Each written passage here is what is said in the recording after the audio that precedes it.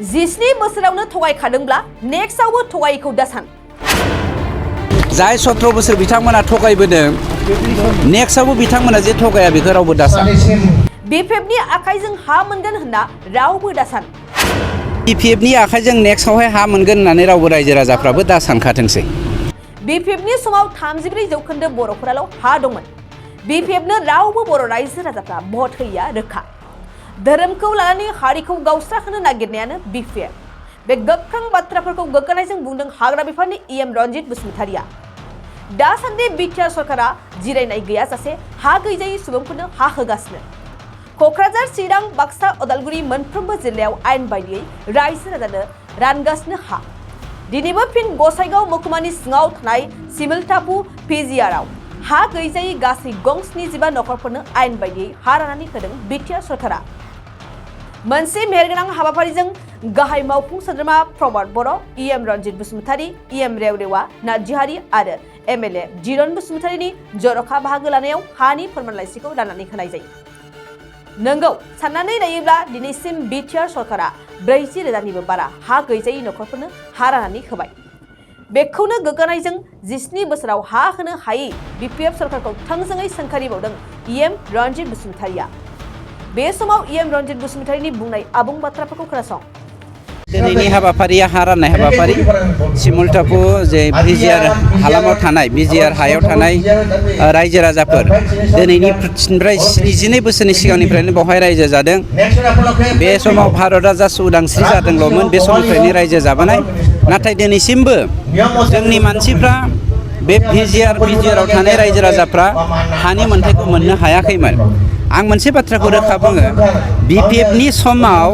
2013 मायथाइसिम पिजिआरनि हाखौ गोरलैयैनो बानायनो हायोमोन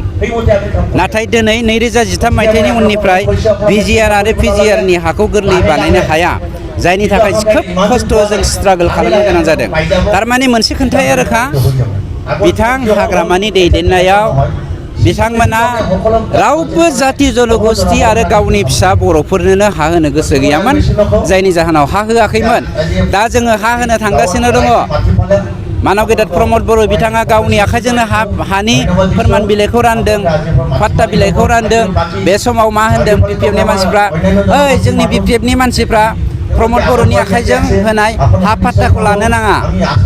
बेयो इउपिपिएलनिफ्राय होनायसो जोंनि सरकार फैबा जोङो होगोन दाना नोंथांमोननि थ्रुयै आं मोनसे कुइसन खालामनो नागिरदों 17 बोसोर नोंथांमोना बर'फोरखौ खुंनो मोनदोंमोन साबैसे बर' हारिनो नोंथांमोना बर' फिसानो हा होखो बर' फिसानो हा होआखैब्ला गुबुन गुबुन जाति जनगोष्ठीनो बहा हा होनो बिसोरलाय होखाया आरो मोनसे खोन्था आं नोंथांमोननि मिडियानि गेजेरजों बुंबावो जाय 17 बोसोर बिथांमोना थगायबोदों नेक्स्टआवबो बिथांमोना जे थगाया बेखौ रावबो दासान मानोना हाग्रामाया मोनसे पार्टिनि खाथियाव बर' ख्रिस्टियानफोरनि एगेन्स्टै मोनसे एप्लिकेसन होदों मेम'रेन्डाम होदों मा होदों बेखौ नोंथांमोना आंनिख्रुइ साबसिन मिथिखायो माने कमप्लेन होदों प्रमद बर'आ ख्रिस्टियान गिर्जा लुगासिनो दङ ख्रिस्टियानफोरनि बारायगासिनो दङ थाखा फैसा होनानै गभर्नमेन्टनि खामानि लब देखायनानै ख्रिस्टियानाव बर'फोरखौ ख्रिस्टियान धोरोमखौ सोगासिनो दङ होननानै जा बदनाम होनाय बे बदनाम होसेयावबो लाजिया फांजिया हाग्रामाया दिनै खाम्फा बरगयारि हाग्रामा महिलारिया गिर्जा गिर्जा थांनानै भुट भिक्षा खालामहैनाया बिबायारि बायदि लाजिं बाथ्रा मानोना धोरोमखौ लानानै दिनै बर'खौ खावस्रा खावस्रि खालामनो नागिरनायानो बिपिएफमोन आरो बे बिपिएफनि जे दिनै बर'फ्रा भट होआ बे रोखा आरो बिपिएफनि आखाइजों नेक्स्टआवहाय हा मोनगोन होननानै रावबो रायजो राजाफ्राबो दा सानखाथोंसै दिनै खय बिगा हा होनाय जादों आरो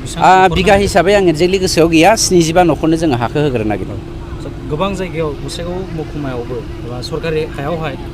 आयेन बेरेखायै थाफैनाय दं बेफोरखौ मा राहा लामा लागोन नाय आयेन बेरेखाया माखौ होनो माखौ होना बेखौ जोङो सिस्टेमेटिकेलि थांगोन दा 2003 मायथाइनि 10 फेब्रुवारिनि सिगां जायफ्रा बिटिसिआव थादों बिसोरखौनो बनाफाइड होननानै बुंदों बनाफाइड सिटिजेन होननानै बुंदों बे बेलायाव आं थोंजोङै नोंथांखौ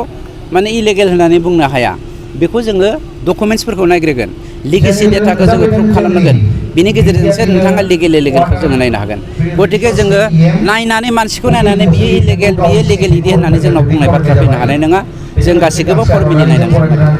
गोबां जायगायाव बेबायदि गोबाव बोसोरनिफ्राय बर'फ्रा रायजो जाबोनाय हाजार दं माने हाजार दं 34 जौखोन्दो बर'आल' बिपिएफनि दिनाव हा दङमोन जोंनि दिनाव मानब गेदेर प्रमद बर' बिथाङा 40,000निख्रुइबो बांसिन न'खरनो हानि पाट्टा राननानै होबाय आरो दा होनो थांगासिनो दङ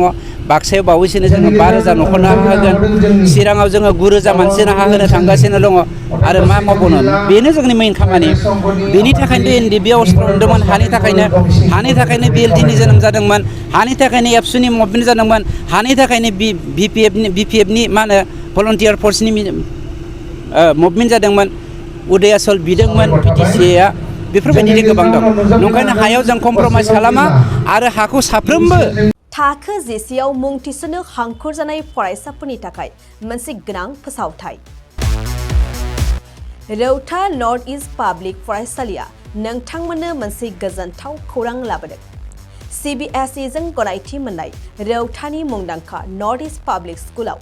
दायो थाखो जिसेनि मुं थिसननाया सोलिगासिनो साइन्स आरो आर्ट्स मोन्नैबो स्ट्रिमनि थाखाय रौतानि नर्थ इस्ट पाब्लिक स्कुलाव मुं थिसननाया सोलिगासिनो बे फरायसालियाव थाखोनि फराफारि आयदा फोरोंथाइजों लोगोसेयैनो JEE NEET CUET engineering medical entrance आनजादनि थाखाय उफ्रा फोरोंथाइबो होनाय जायो बे फरायसालियाव बिजाब बाख्रि फरायसाफोरनि थाखाय हस्टेल आरो गेलेनाय मोसानाय बायदि बायदि केरिकुलार एक्टिभिटिसनि सुबिदा दं गोसो गुदुं फरायसाफोरा दिनैनो दानो नैबे मबाइल नम्बर 8638605769 नङाब्ला 9435184298 आव थोंजों सोलाद लानो हागोन